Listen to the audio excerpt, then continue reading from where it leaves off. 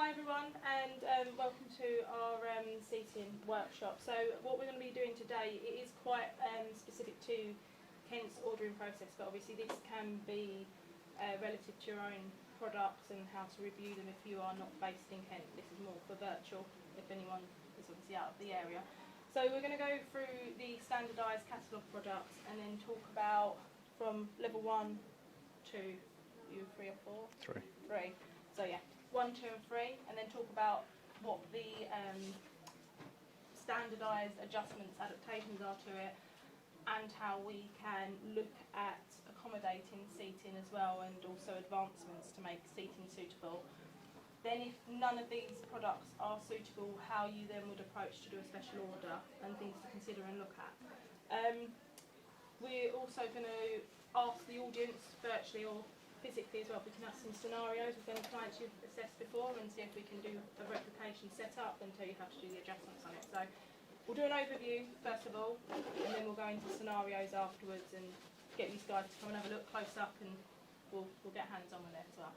So I'll introduce Richard first to go through level 1 and make it, and 2 and make it relevant that side. I'm also going to go and get some moulded supports from next door and bring them in and show how they work as well. That's right, so I'll hand you over to Richard. Thank you. So perhaps I'll do an overview of level 1 and 2 and then explain why you might go from level 2 through to Matt's chair at level 3. So perhaps backing up a little bit, as I understand it, the level 1 is not your first level of intervention in Kent as far as seating is concerned. You might look at adjusting the existing chair, perhaps one of the high back chairs first, and then this one, then this one, then that. So whilst we're talking about it as level 1, doesn't necessarily mean it's the first thing that you consider. So essentially both these are rise recliners, so they both go up, and but before I put them up, just to show you some of the differences, this one is on casters, so they are within the room casters, not for transport room to room, just housekeeping within the room, whereas the light is essentially a static chair, so where it is where it stays. As they go up, what I'll basically show you in the next few minutes is some of the differences between the two, particularly around the mechanism, and then we'll show you some of the size, the pressure care and the posture options. Ultimately, I guess it's about being clear as to, for a particular client, which of the 3 levels do you need to do. So as we go up, you will see that the light has a conventional rise recliner mechanism with a bar across the front, and the comfort has a kind of open space at the front, so you can push things like crickets and returns and things like that underneath. Do you use them in Kent, those sorts of transfer aids? Yeah. So this makes it easier to use certain types of transfer aids because it's got that open front. Also, it has an adjustable riser. So as you can see there, it's rising flat. There are 3 settings here. Sometimes that flat setting is quite useful for users with muscular dystrophy because they need to kind of push off in extension. Or you can have a drop-down arm here, so the person can then slide off into a wheelchair. So already you can see there are 3 key differences between these two. Casters, the open frame at the front, and the adjustable riser. So that would be some of the reasons you might justify going up to this chair where the level 1 perhaps wouldn't work. Does that make sense? Yeah. Going back down, of course one of the other key differences is that the level 2 has 4 buttons and the level 1 has just 2 buttons. Basically what that means is that the level 2 chair has an adjustable backrest angle.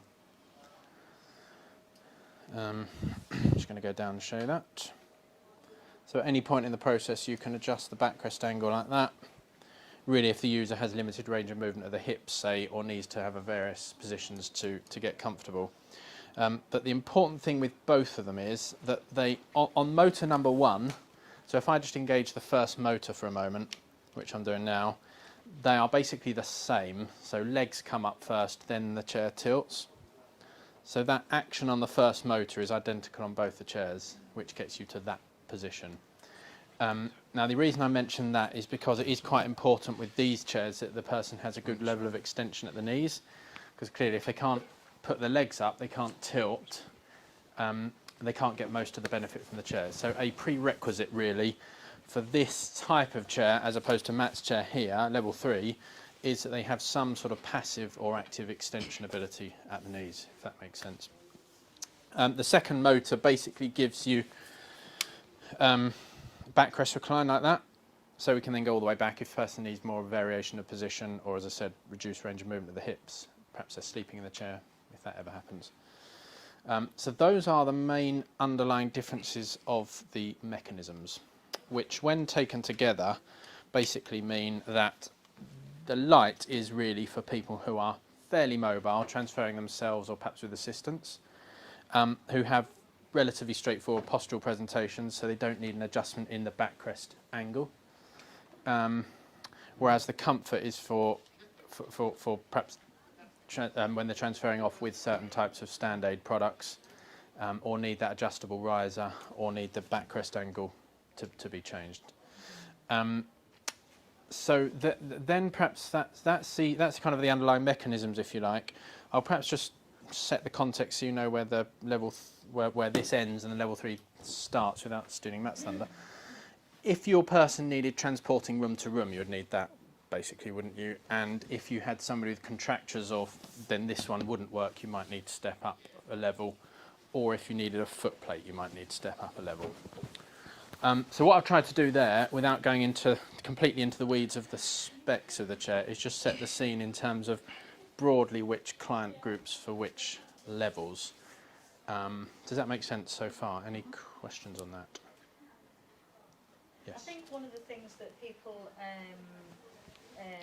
say that they go for level 2 as opposed to level 1 with their clinical reasoning when they want us to sign it off, is that they say people can't sit upright and have their legs elevated, so that's why they go for the level 2. But as people can see on the demonstration, you can still sit relatively upright with your legs elevated, so actually that generally meets the need, and that's where we often refuse the level 2 on the authorisation, and we say actually you should be trying the level 1. I think it's a really good point, and I think basically that is right, because as you saw, when you engage motor number 1, that's why I made quite a point about that, is they're identical. The only difference with the dual motor is that you get the backrest angle. That doesn't actually change the extent to which you're sitting upright, if that makes sense. So I think definitely it's going to be right just to clarify, why are we going for a dual motor? Is it because they need range of movement at hips, sleeping in the chair, postural, all of that? If it's to do with the uprightness, that needs a little bit more digging, I think.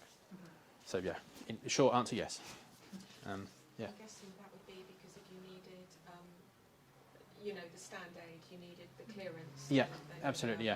Moving and handling. Exactly, yeah. I think the real crux of why to go for this one rather than this one is that point there, moving and handling aids.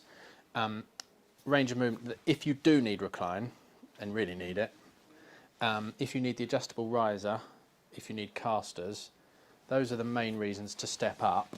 There is a third reason that I believe might be coming along, which is that this will be available in a large on the catalogue as well, whereas that's just small and medium. So that would possibly be a reason to step up to this one. Not bariatric, large, so 25 stone weight capacity. Bariatric, I think, is being left for another day because that's a bit more fragmented and there's a bit. But 25 stone weight capacity, basically a bit wider than the medium. But there are moving and handling aids you can use with this one as well. Yeah, and don't write this one off from a moving and handling perspective, because if you had a stand aid, you could probably leg spread, for example, and you can, if you're thinking about the returns and the steadies, you can raise this and then have them go underneath, if that makes sense. So you can hoik this up with the height adjustment kit, and then you'll have enough space to get a not a steady, but a return or a Mo-lift razor under there. So that would get around that problem, but obviously you've potentially created another problem because it's a bit higher now. Yeah, no, these are good questions. Clearly, you guys have got involved with these. So any? What about the different cushions and back cushions and postural support? Yeah. Can you use the same for each chair? Yes, you can. So we've simplified things over the years, so you basically have the same across the board. I'll give you a quick one on that and then see if that comes up a little bit in a few minutes. But basically, in a nutshell, what you have is a high-risk pressure-reducing cushion in both of them. So if the person's skin is intact, what's in there should be sufficient. And that is essentially a viscofoam preventative cushion there. And then, as you probably know, you have a removable core, which you can take out and put your Direct Healthcare red cushion in, I believe it is. So I think you have a specific Direct Healthcare cushion on the catalogue, which is a red one as opposed to a green one, and that is designed to fit in there. That's my understanding on that.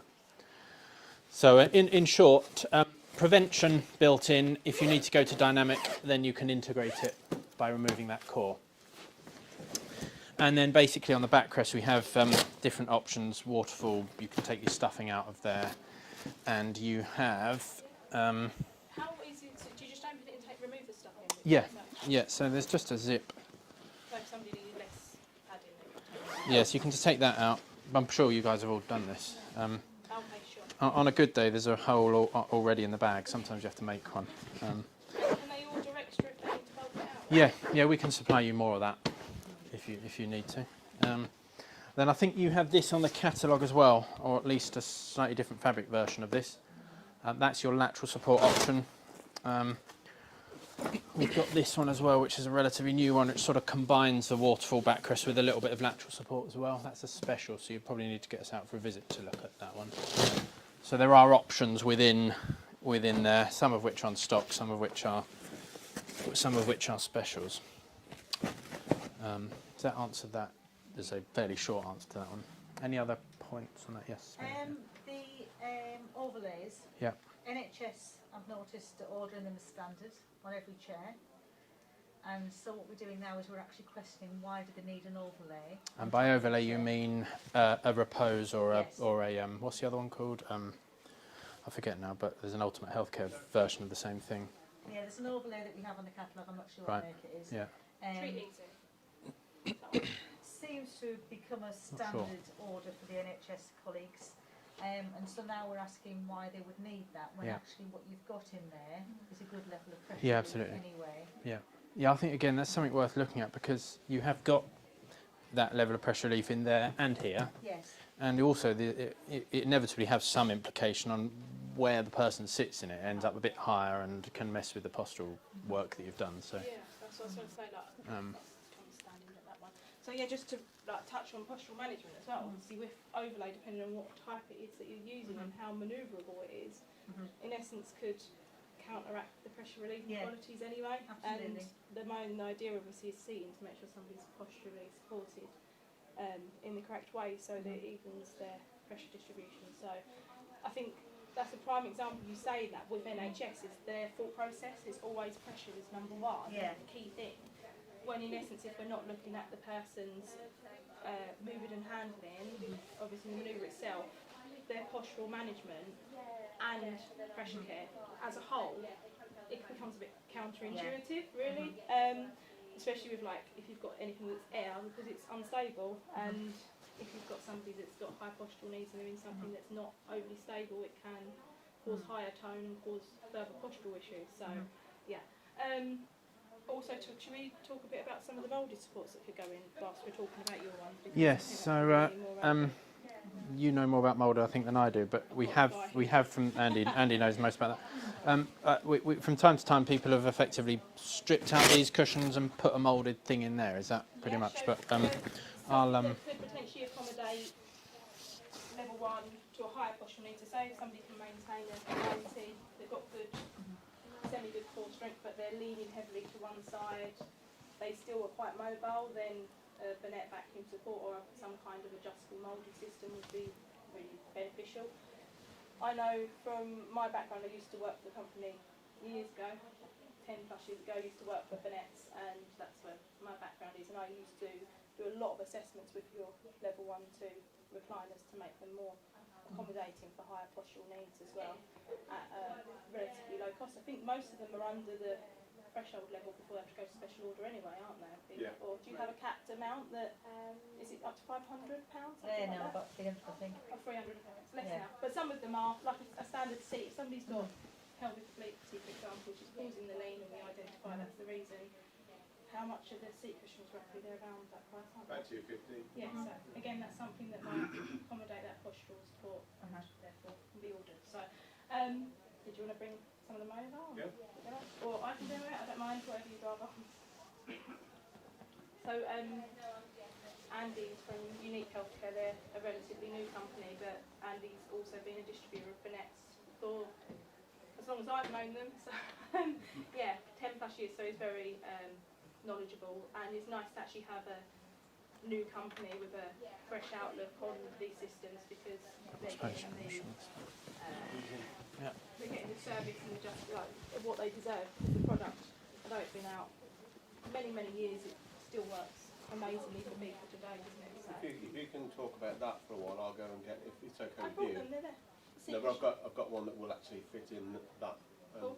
Sure, so, yeah, so okay. if you could, Do you want to talk about some other seat? Have you done the other seat cushions that can go in? Yeah, we sort of touched on them fairly briefly. Yeah, I don't know whether you want to give an example of what lateral supports that you've got a standard, and then we can look at that and then go on to. Yeah, sure. So let's look at how far we can get posturally with these, basically. Yeah. That's good. I quite like to break it into 3 levels. This level is really about accommodating what already presents, basically. This is about encouraging a better midline, so this really just kind of grips the pelvis and encourages a better midline. It doesn't manage and correct. Then I'm afraid I haven't actually got it here, but we have one which is a bit like this with Velcro on lateral supports. Have any of you, does that ring any bells with anyone? It's kind of a concave, Cubitus make it for us actually, it's a concave backrest with Velcro on laterals.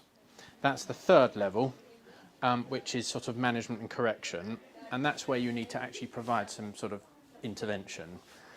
So if you like, accommodation, encouragement, management with the other one I haven't got here.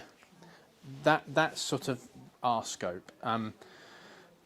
The maximum one, the Cubitus one, that stops short of proper external lateral supports, which I'm sure the level 3 chair comes with.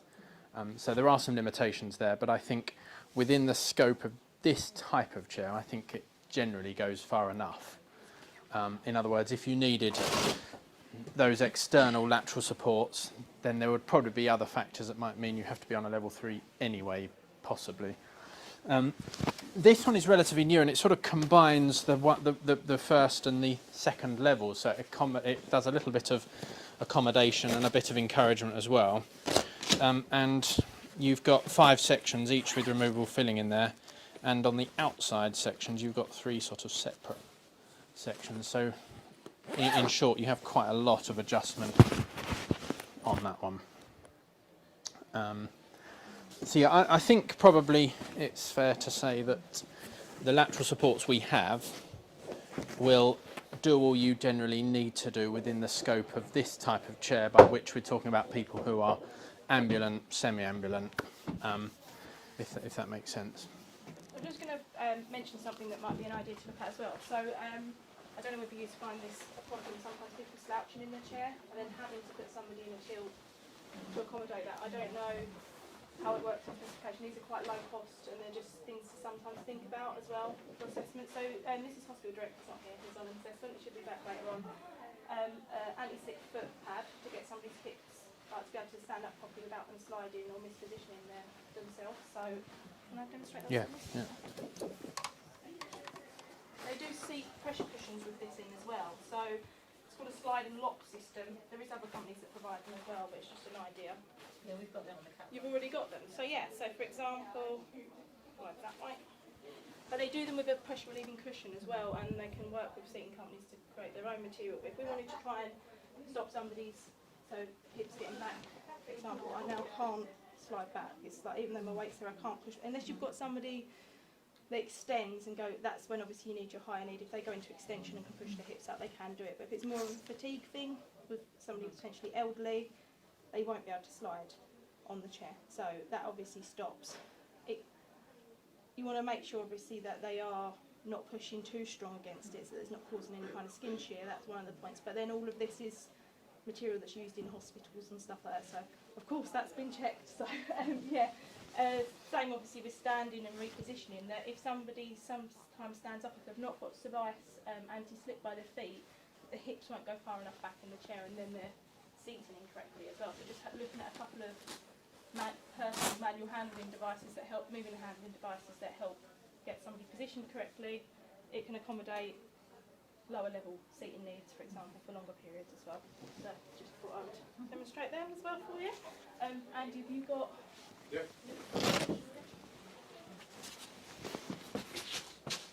Yeah, I know.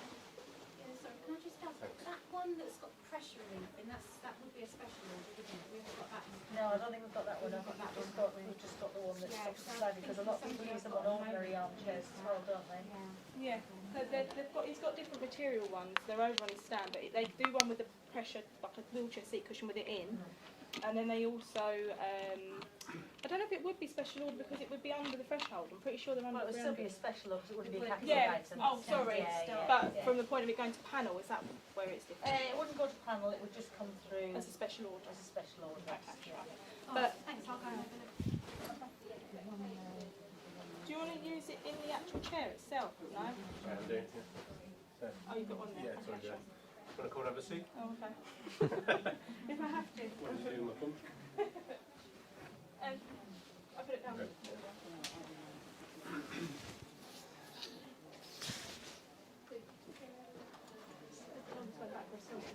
No. So this Burnett has replaced. Do you want a headrest or no? No. No, it's okay. No, thanks. You're going to bring it in? Yeah. So this Burnett has replaced the cushions that are in the. It's very compliant of you. Thank you. Sorry. Oh, sure. I'll be more That's it. awkward. Do you want me to bring it? Yes. Okay. It's not that awkward. It's fine.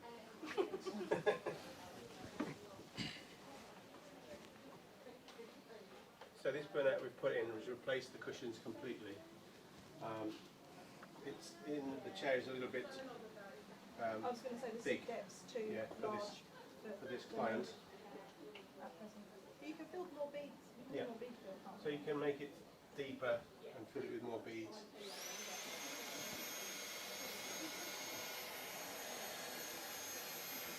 Still the boss. Do you still the boss seating? No, we don't. Too much hassle. We weren't really set up for that sort of thing. But it's quite, can be quite expensive. Doing sort of 2 or 3 visits for one hole. And going back and Very nice and solid shape that get it wrong, it probably goes wrong. will accommodate Jade's position. Saying that, I don't know if people can hear actually online because we've not got a mic. Do you want to borrow mine? Yeah, let's pass it down. Yep. Sorry. I Cheers. completely forgot about it, just got in the zone. Hello. Are we here now? Yeah.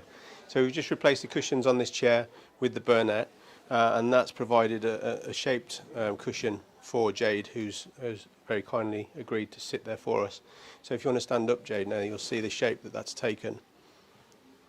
Okay, so we haven't put much effort into it. We've created a shape. If you wanted a cover that didn't create wrinkles, we have one. It's a grey Tremova cover. It's also moisture wicking. The grey cover is moisture wicking. This one is designed, it's hard wearing, so it's more your wheelchairs and that sort of thing. I would just to add to that as well, just from experience myself, if you've got someone that is got quite a heavy knee or quite, sorry, they can hear me, I'm quite loud, it's quite complex, I would pre-mould it to make it like malleable and then so basically like the process, I push the beads to one side that they're leaning on, vacuum a bit of air out so it keeps them in so you're not pulling in from gravity. So if you make it more like a play jelly kind of clay texture, sit them in, build it to the desired shape, so fit there and so it's soft, so it's way to do it. Because obviously where we put that in full of beads, as soon as it's that in, they've all fell to the bottom. So there's ways of doing it to make it work quite well, isn't there, as well? So. Yeah, in this scenario I would normally use a deeper cushion, probably something a bit thicker like this, and so that when the client sits into it, they'll sit and be immersed into it, then you take the air out and then it will hold them much better. And again, to talk about somebody that potentially is being hoisted and they're not mobile and you wanted them to have a bit more of a grade of tilt, you could ramp the underneath of the knees to put their pelvis into more of a recline as well. So that's something else you can do with them for sure. And I know that seeing things with special orders, these are ramp up seats and stuff. So, yeah, another option. We can do that. We can work with anybody to create ramps and create whatever shapes you needed. So one, in the scenario that Jay's talking about, would be using this one so that you can see that's retained its shape. And they hold for a while, don't they? Just A good couple of weeks, you know, and that's everyday use. So again, this one's not for this seat depth, but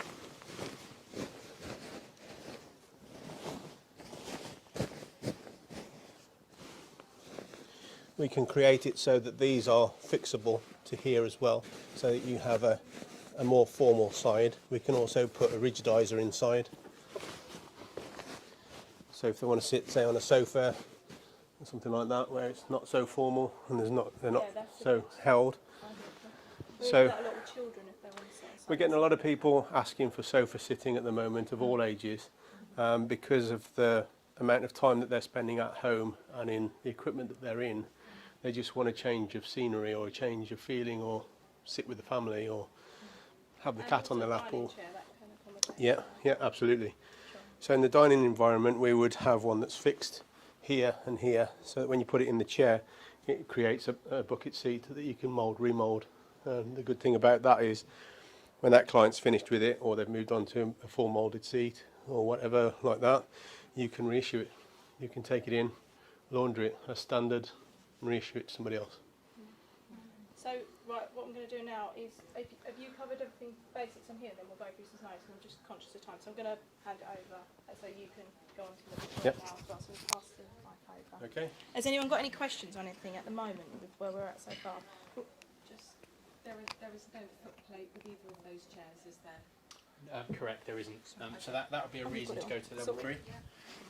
That's a key reason to go to level 3, along with portability and contracture at the knees, because there's not space to get it under there, basically. So, yeah. You flip it on. Yeah, fine. Right, I'm just going to move this chair. Good. Okay, so we'll move on to level 3 seating. So this is the Saros chair, which is on core stock. So this level of seating is generally for users that are have higher needs, and generally that are hoisted. So they'll be fully hoisted. You can use a stand aid with the chair, but normally it'd be something that's fully hoisted. The chair, in terms of the way it's been designed, has larger casters than a level 2. So the idea of that is, once the user's in there, you can actually transfer them between rooms, and you're reducing the amount of transfers that person or individual's having to do. In terms of the function of the chair, so the chair has tilt in space, and unlike... Sorry, can you possibly move the chair over a little bit? Yeah, that's fine. These guys in the corner, I don't think they can see. Sorry. Sorry. No, that's fine. So unlike a riser recliner, where the leg rest has to come out first and then the chair will tilt, with the level 3, you can tilt the chair without the leg rest elevating. So we've spoken about persons at this level might have contractures at the knee, so we can have a slightly negative leg rest. We can ramp the seat itself, which actually will also reduce the angle at the knee for support. So level 3 tends to be persons obviously that are hoisted, but also that have higher requirements. So when we're looking at pressure and also postural support, this is where the chair, it comes as standard with a high level of pressure relief and postural support. People will tend to spend more time in the chair as well, being less able. So probably the most critical thing when it comes to this sort of seating is sizing. So if the size is incorrect, it's likely their posture is going to be affected massively, but also the pressure through the seat cushion. So with the level 3, there is a bit more adjustment for size and accommodating their posture. So with the Saros, we have seat width adjustment. The arms will move over the top of the seat, so you're not left with a gap when the arms are made wider. But that will accommodate a user from 16 to 20-inch seat width. So it will accommodate a majority of users you might see. There is a larger size and a smaller size, but this will work for most users. The next adjustment we have is seat depth. So we can adjust the seat depth between 17 inches and 22. So it's quite a big range, and that will generally accommodate someone from about 5 foot up to about 6'3", 6'4". So we have a lot of videos on YouTube to make it easy for either carers or yourselves to set the chair up and adjust it. What if you've got someone under 5 foot smaller? Is that a child's? Yeah, so we have two smaller sized chairs actually. We have a Kinder, which we provide quite a lot to the paediatric team, and then a infant as well, which we got on the stand. What if it's just a smaller adult? Would you then, is that standard order or not? I don't know if that's on. So you know, Saros is like higher need. If you've got somebody that's under 5 foot, for example, that's an That adult, would be a special, yeah. that would have to be Yeah, a so this special. is on core stock.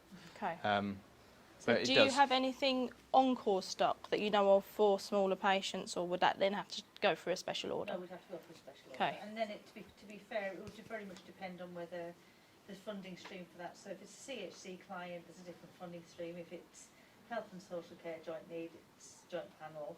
Or if it's social care, then we would do it. If it's purely a health need, it may be that people go through their... I was going to say maybe like LD or something that would go through physio, so that would probably be health It depends on the Yeah. on who's prescribing it, sure. Okay, sorry to interrupt. No, that's good. Yeah, so seat width and seat depth adjustment. The foot plate, which is on core stock as well, will adjust between 16 and 22 inch knee to heel height, which again will accommodate someone within that height range. As we said, in terms of function, we have tilt and space. We do also have leg rest elevation. So we can elevate the legs. You can have a look in a minute, but there is no gap between the leg rest and the seat. So some chairs do have that. So it creates the best level of pressure distribution like you'd get on the rise recliner chairs. The other, I guess the last adjustment in terms of function is back angle. So we have, well, it's set at 90 degrees, but you can have 100 and 110. So we have a lever under the chair, and that will allow you to open the back angle. So it is a set back angle. You'd set it up ideally for an individual, and then use the tilt and space to help change position and obviously comfort reasons. The one on core stock is a manual. You can get a powder, yeah. So what we tend to find is what's on core stock will work for the majority of people. But you can, if someone's got a manual or they've tried one, and it might be that one of the carers might be family and they might not, or they could be elderly and struggle to tilt the chair. There might be a reason, for instance. Could I ask a question on that as well? So you know your core stock, is there a way that obviously not understanding, obviously, is it a completely different chair, the powered version, or is that something that can be funded extra on top? The powered part of it can be funded, or is it the whole chair that's funded? So it's exactly the same. Say again? Deep breaths over here. Yeah. If it's a care chair, basically, so ultimately, if people receiving seated care, then it would be the carer who alters the angle to support the individual. Sure. There has to be a very strong reasoning to go the extra mile for Sure. the power, because ultimately it's adding a lot of money onto it. Of course, that's what I meant is is the power an added cost on the standard, for example, that can be adapted to a standardised stock to bring the cost. That's what I was asking. Or the whole chair. Yeah, so okay. although that's what I was asking. Yeah, sorry. although you can do that, it works better for NRS if actually you order a completely different chair. Right. So when it's recycled, it is still core stock rather Sure. than having that the added electric option. Yeah. Sure. Yes, Okay. we have to get them ordered in specially, don't we? Yeah. Okay. So that's the functions and the sizing. Being a level 3 seating solution, the seat cushion is removable. So it is a medium to high risk cushion.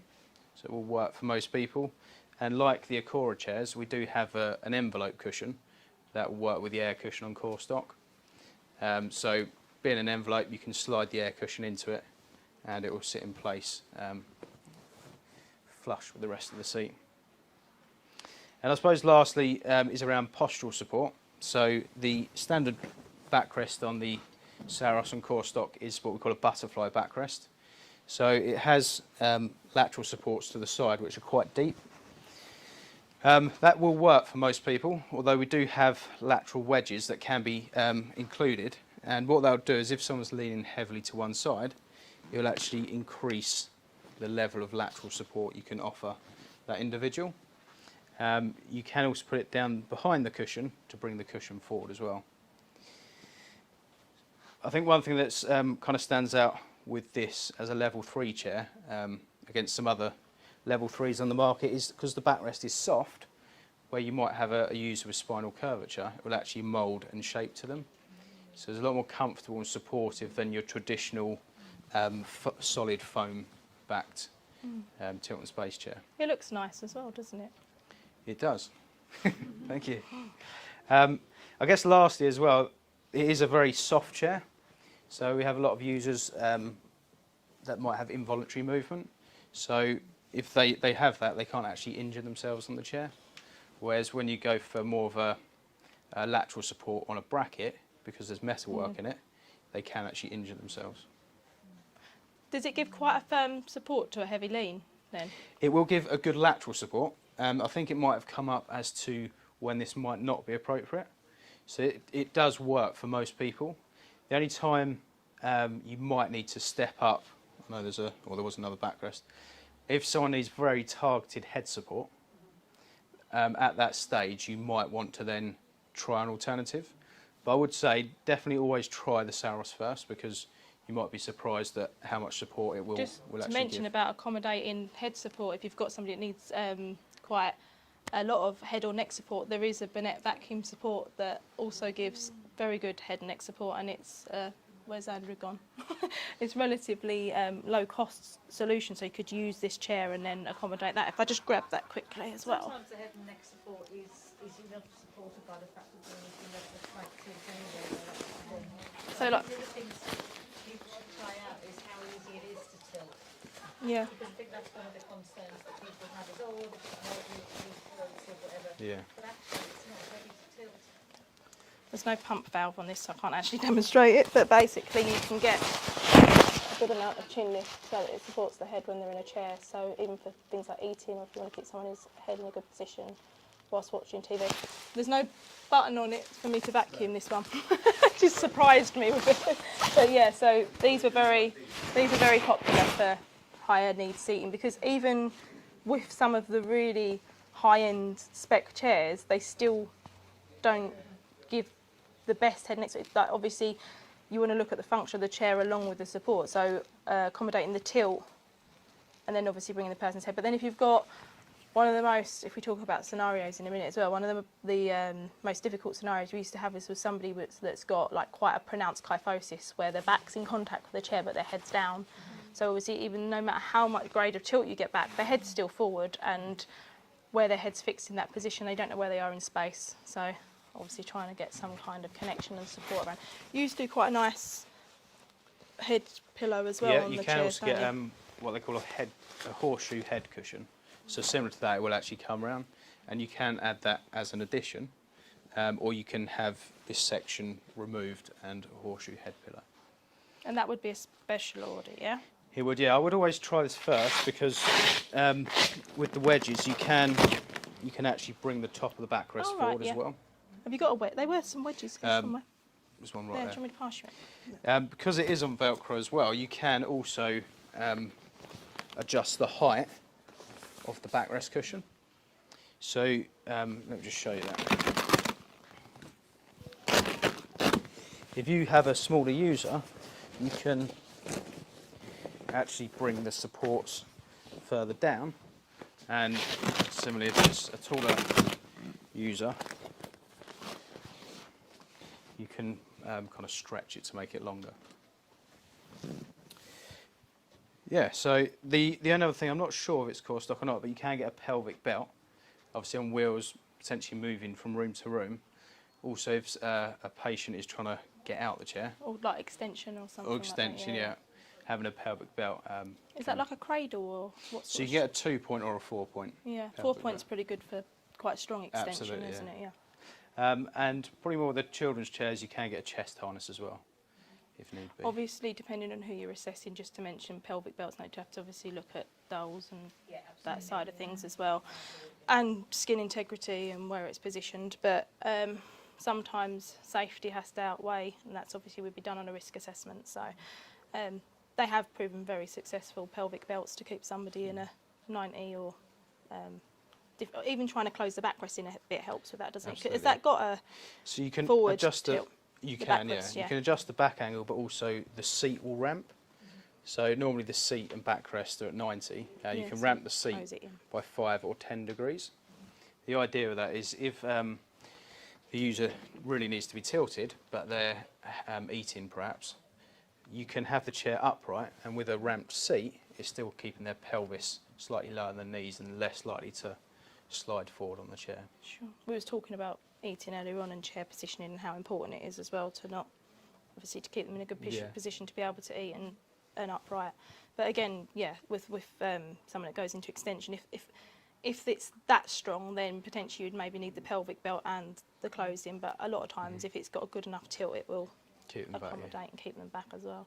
Has anybody got any like scenarios or anything that they can think of that would be quite far out there that we can kind of maybe replicate? And Yeah, I've had a lady, unfortunately she's passed away now, but this could happen again. So she was a lady with very advanced Parkinson's.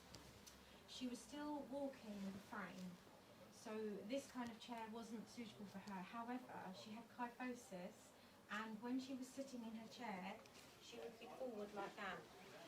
So she had a riser recliner, she has some adjustable cushions and things, but she was never able to get a really good position to eat. And this was a massive problem, and it was really difficult, and eventually she unfortunately went into a nursing home and stuff. But I just wondered if we have people like that, and like you were saying, with this leaning forward, and how can we help position people who don't need this level of chair because they're still ambulant. right, so the lady was ambulant as well. She was, Okay, yeah. so the thing is, I wouldn't necessarily say that we'd look at this for just to somebody to be non-ambulant. It just depends on the postural management need as well, because you can still have somebody that's ambulant but needs higher postural need. Obviously, you can probably accommodate the stage 2 with some moulded supports and adaptations and that as well. Do you want to identify the cause of the postural incorrect? Like, I know obviously they said they've got a kyphosis. Did you say she had Parkinson's? Yeah. So did she react when she was in contact or something like that? So for example, did she hunch over because she like to kind of know where she is in space? So is it more of a was she relaxed after? She was relaxed, but I mean she did walk with a stoop as well, but it was just when she was sitting, the longer she sat. She hunched over, so Yeah. it was a fatigue Yeah, thing. so it was rather- more of a fatigue thing, and it just gradually got sort of worse and worse as the days. Well, then obviously you said about We tried for that, eating, and though. she still came forward, and still when she was eating, she was coming forward, and then she was having to eat like this, which obviously is not not good. Yeah, sure. Yeah. Well, I was going to say you can sometimes rotate the bottom 2 cushions through 90 degrees to do some sort of T shape. So perhaps just Let me give this back to you. Sorry, we're like sharing cameras and mics. We find it. I mean, it is a really tricky one, but the best solution I think we find is something like that, and then tilt them. So she want to eat. She wants them to eat. Yeah.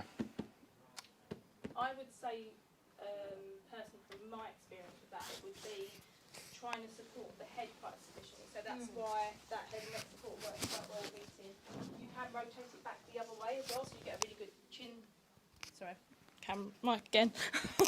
A good chin separation with it as well. So I'd probably be looking at head and neck support to make sure that their head's above from their chin to open their airways, and then looking at what kind of lateral support you've got to keep them in and upright and not fall forward. So even if they needed the support in front for eating, it might be that you'd maybe use like a vacuum pillow that could go around the waist that she could hold on to stabilise herself. Even that way, that could be an idea, like a roll pillow or something like that to hold on to stop the closing that way. And then some ramping under the knees to bring the knees back, sort of thing, to stop that closure, sort of thing. That's probably what I would say. I don't know if you've got any other ideas. Yeah, it's quite tricky, isn't it, if they're like that. The only other thing is to look at perhaps the height of the table they're eating from, how close it is to her, things like that. Yeah, to entice. Yeah, so We a higher table can She sometimes. had her husband bought her an over-bed table, and so she was kind of adjusted, but even then it was still just. But unfortunately, I never got to come out with any of you guys. Yeah. Because we sometimes have the same with people that are leaning. it might be someone's put the television to the side that they lean, Yeah. whereas actually if you put it the opposite side, it encourages slightly different behaviours. So that sometimes can be considered as well. Come stand next to you so we can catch it on the mic. I have a client with Parkinson's with forward head fixed action. But I know what I kind of need to do with that, but my main concern is the feet and the legs, because he's got chronic ulcers. They are dressed. Yeah. So when he's on the foot plate, I've been out with seating matters, but it doesn't seem to. We can't find a solution. It hurts the backs of his calves when he's on the foot plate, and I'm concerned about the amount of pressure that is put through the foot. I just wonder how soft your foot plates are. You can build up on them anyway, can't you? Yeah, so it'd be best to try the standard chair anyway. But we can put a beanbag kind of top that'd be nice. So 2 or 3 inches of like a beanbag filling, which goes on either behind the calves, or I was thinking mainly the foot plate. On the foot plate as well. So you're basically just spreading the amount of pressure on the legs. It's not so concentrated down the centre. That's really the only thing. I would potentially say as well, is he pushing down from a sensory perspective, or to do like, is he actually digging his feet into it, or is it more of a pain thing? So because obviously It's a pain. right, so yeah, then that would probably be quite a good solution, because if he's got extensive pressure because he's deliberately pushing down, then potentially beads might not be a solution because they'll disperse. So The it's other thing I would just say as well is Contracture on his right knee. Okay. some care chairs, like some of the seating matter chairs, the leg rest is actually quite narrow. So you might find that it actually offers less support because not being as wide as some chairs. So that again can. It's recycled, so I'm really trying to make the most. Yeah, sure. I've got, but I think I've reached the end of the road. Yeah. So with Have a negative angle yeah, leg rest as well. that's what I Some was of them gonna can come say. back under back. So if it's got a fixed contracture, depending on what the extension of the leg is, if that can also obviously accommodate if it comes back negative, but then you'd have to have individual leg adjustment on that, wouldn't you? If you've got one that's not and one that is, or build up the other one. Like, I think I need to come out with you though. I'm afraid I won't be there, but so these guys know their stuff and what they're doing. But there's loads of bits and bobs to accommodate to make stuff work, and yeah, I think that just obviously identifying the postural need and how we're going to support them and what adjustments need to be done. But also to mention on the assessment process, you were saying about environment, I'd just like to touch on that as well, like how important that is. I don't know about you guys, if you've been called out to assessments where it won't go through the front door, for example, or won't fit in a space or an area, obviously wastes your time as well, and as it does obviously the companies that supply it as well, and potentially gets the hopes up of the client if it's something that they're not. I think that obviously knowing where it's going to be placed, what things like the TV, like you said, what they're going to be using it for, the chair. I don't know so much as like the portability of a chair. With the porter chair, it's usually more portable from the point of the manoeuvre for moving and handling, wouldn't you say? I don't think that most care homes walk around with people in a chair. That's not usually something that happens. Do you find that happens or not? Not really, no. It's more of a fact that they can move, do an easier manoeuvre to hoist it, whereas sometimes people think a porter chair is a chair to push somebody around in. So definitely Not in really. someone's home, it's going to be a tighter environment. You might have a mobile hoist, the chair and a carer or two. So that's obviously getting the position correct. From and that element as well, to make sure they're happy with using what they're using as well. So, yeah. I think when you said about not raising expectations of clients as well, is that I think if you've got complex clients with seating challenges that you're not sure about, rather than actually going straight out with a rep, what you should be doing is potentially coming to joint funding panel with a very, very thorough clinical reasoning as to what the condition of the client is, what the difficulties are, and having the expertise of panel look at that and give you some advice before, because potentially, you know, people have gone out to reps and got the reps out, which you know, if a rep's gone out and then done us a quote and then we've gone, well actually we've got other solutions or we've got other recycled stock or whatever, then one, it wastes their time and it's their costs. But secondly, it's setting up the expectation with the client, and that's not really fair because that might not be what they get offered. So I think if you can actually come through to Joint Panel as a consultation, that's a good idea first as well. And like you say, they might have a solution for something Yeah. rather than... Cause it's even from an... How do you do that? Well, you normally put a clinical reasoning into the equipment folder for joint funding panel where you're asking for something, but you can still put your clinical reasoning through, explaining very thoroughly what the challenging situation is for seating. People include photographs as well, if your service user is agreeable to that, because that really does give us a better idea.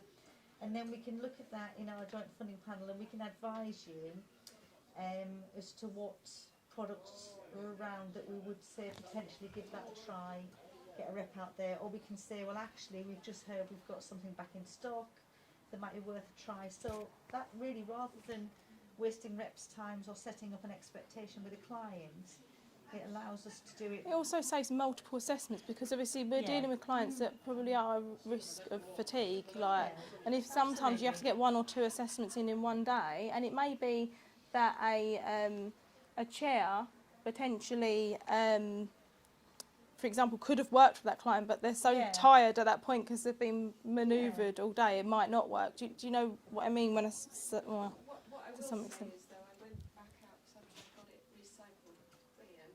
I went out with the rep from that company and he's now quoted £1,000 for all the extra add-ons and stuff, yeah. Yeah, but then, you know, that's why I'm saying that, you know, if you come back for consultation and you'll do a very, very thorough clinical reasoning, explain to us what the challenges are, what the difficulties are, what you've provided in the past, what's happening now. I mean, certainly you guys will know that Mel is way more expert than me on chairs, and we will have big discussions in our meetings, and we'll look online and we'll read about things as well as her incredible knowledge, and we'll try and point you in the right direction, just rather than sort of going around everybody and... To mention know. as well, like obviously with what we offer as a company is like impartial advice, so even for you guys, Yes, absolutely. feel free to come if there's anything we know of, we like rather than searching the internet for things, Yeah, we obviously have got absolutely, quite a lot of absolutely. But knowledge we on go to the seating. clinical experts at NRS as well. We have Yeah. conversations with our clinical team. But if you ever have an awkward case or something like that and you want to ask, send us an Yeah, email and we'll lovely. do what we can to help with that as well. That's great, thank you. Has anyone else got anything that they want to add to it? Talk about, have you spoke about the other backrest? Have you shown that? No, I haven't got that. So, for what Jane said was okay to show is that the there's a backrest that they've got on their advance. I know obviously the advance is not on the contract, but it can potentially accommodate a stage 2 with the different backrest, if that makes sense. So, is that the backrest for... So this is a backrest for the advanced chair. Right. Maybe just, or at least a backrest option. So I'm going to put that back over. yeah, pretty straightforward really. So on the advanced chair, it happens to be just in the corridor on our stand, but it comes as standard with a backrest like this. You can take that backrest off and put this on it, essentially. And all it really is 2 lower lap waterfall sections like that. Not quite in position just because it's not on an actual chair, but 2 lower waterfall sections, then these 2 upper movable bits, which you're probably pretty much familiar with the concept of these, but you have movement in terms of the wings, movement in and out, and I think I can probably get this to tilt as well. So in most planes, it might work for sort of those kyphosis and people with the head being quite forward. So it just allows you to access those more complex postural presentations. And you also have the external metal lateral supports on a bracket if you needed those. Try to avoid them if we can, because this is much more of a more comfortable intervention. But yeah, that's essentially it really. It gives you more options. I would say that we're finding at this level of seating probably about 7 out of 10 the standard options with this backrest are suitable, and then the remaining ones we start to go for this. it's quite nice and soft and padded, and you can take this off and remove filling from in there as well. So yeah, I suppose that's going sort of maybe the upper end of level 3 before you start getting to this, but possibly starts to overlap at this level a little bit. I think it's just independent of the individual and Yeah, their right, needs. of course, yeah. Unfortunately, one doesn't fit all. But Yeah. they fit a majority, but you get some very complex clients, and Yeah. you've got obviously preference as well as comfort. Everyone, you'll know everyone's different. But Matt talked about the wedges that he puts in to bring the cushions around his chair, but I thought you also had them for your chair as well, didn't you? The wedges?